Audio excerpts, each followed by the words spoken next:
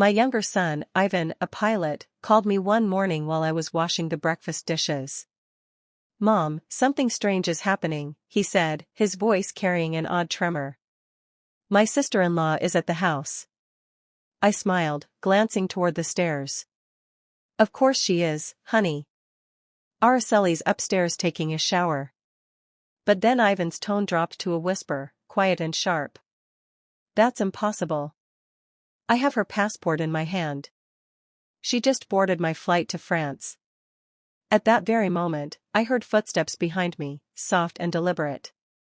Then her voice floated down from the staircase. "I'm glad you're home, Mom." The phone slipped in my hand. My heart stopped. If anyone had told me that day would tear open the quiet peace of my family, I would never have believed it. My name is Stella Brooks, a 65-year-old widow who lives in a quiet Phoenix neighborhood. My husband Raphael passed away a decade ago, and since then, my world has revolved around my two sons, Stephen, my eldest, a hard-working architect, and Ivan, the youngest, a co-pilot chasing the clouds. Stephen lives nearby with his wife Araceli and their little boy Matthew, my 7-year-old grandson, the light of my life. Araceli had always seemed the perfect daughter-in-law, sweet, graceful, and endlessly kind. She treated me like her own mother. She cooked, cleaned, and always smiled, even when tired. But that day, Ivan's words planted a seed of doubt that began to grow into something darker. After I hung up, I sat trembling on the couch, staring at the floor. The sound of running water upstairs stopped, and soon Araceli came down wearing a soft blue dress, her hair damp and shining. "Mom, I'm going to the market. Do you need anything?" she asked warmly, as though nothing were wrong. I forced a smile. "Just some tomatoes, dear." She nodded, took her wicker basket, and walked out through the garden gate. I stood there watching her silhouette disappear down the street, my thoughts swirling. Ivan wasn't the kind to make up stories. And yet, I had just seen Araceli in front of me. As the minutes passed, old memories began to surface, little things I had once ignored. Some days she would return from the market radiant, full of laughter. Other days, she was cold, short-tempered, her eyes sharp like glass. Once I saw her writing the grocery list with her right hand, neat and elegant. The next day, she wrote with her left, the handwriting round and awkward. When I asked, she laughed it off. "I'm just practicing, Mom," she'd said. That night, I couldn't sleep. I kept replaying Ivan's voice in my head, "She's sitting in first class next to a man who looks very rich and elegant." They were talking very close, like a couple. Who was the woman he saw on that plane? The next morning, Matthew came home from school, his backpack bouncing. "Grandma, look," he said proudly, showing me his homework. "Mom helped me yesterday. She wrote with her right hand, it was so pretty. But today she wrote with her left. It looks ugly." I looked at the 2 pages. The difference was undeniable. My blood ran cold. Later that day, my neighbor Mrs. Collins came over, carrying the plate Araceli had given her the day before. "Stella, your daughter-in-law is so sweet," she said with her usual smile, "but isn't it funny? You told me she's right-handed, yet she gave me this with her left." When she left, I stood frozen, the world spinning around me.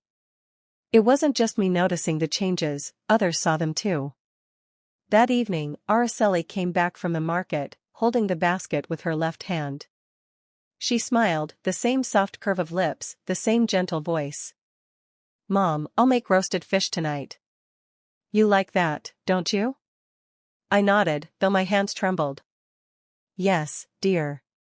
At dinner, Stephen sat at the head of the table, exhausted but cheerful. Araceli served him, her every gesture graceful. She laughed when he told a story about work, and kissed Matthew on the forehead. Everything looked so normal that I almost believed I had imagined it all. But that night, when everyone had gone to bed, I couldn't resist. I tiptoed to Araceli and Stephen's room. The door was slightly ajar. Inside, Araceli was sitting by the vanity, brushing her hair.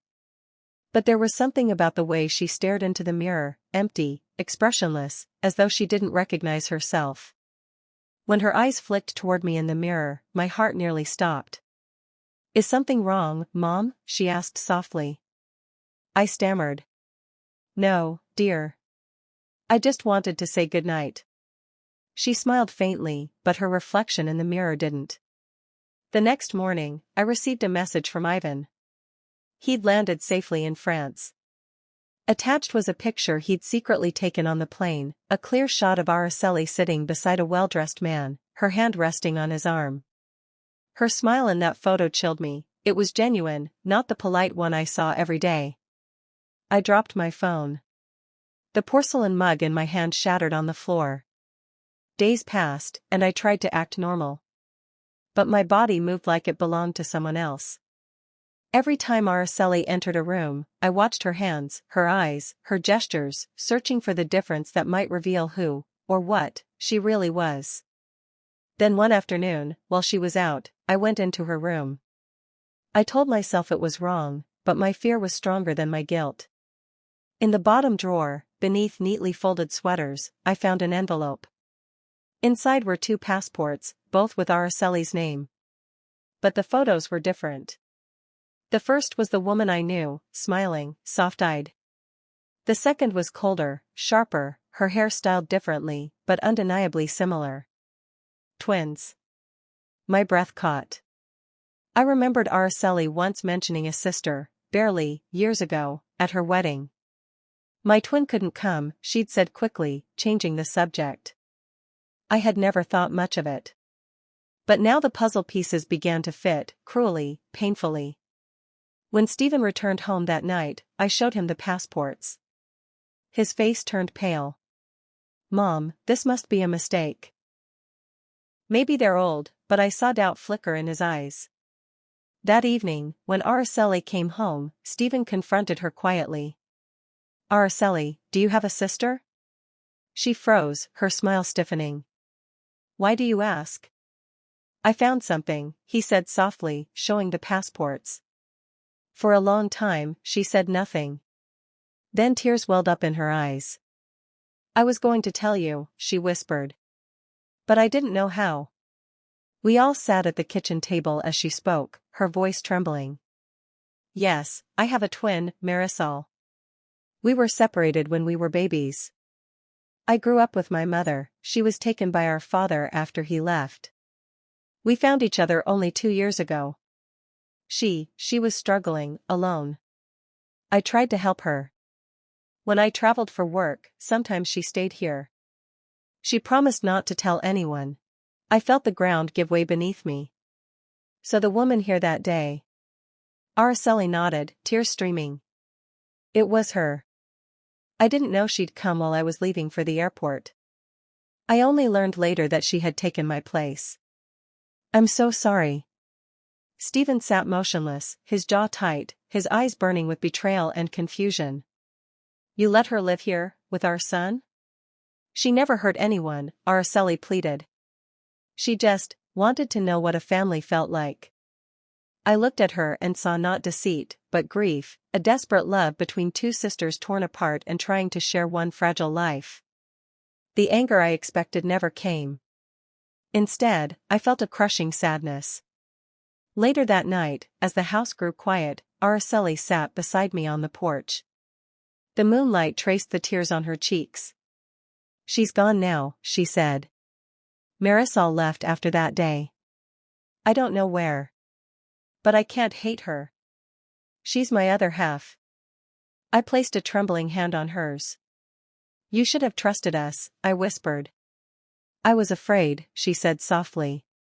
"Afraid you'd think I was mad. Afraid I'd lose everything." From that day forward, we never saw Marisol again. But sometimes, when I water the garden, I feel as if someone's watching from beyond the gate. And once, Matthew swore he saw his mother across the street, waving, smiling, while Araceli was cooking in the kitchen beside him. I told him it must have been a trick of the light.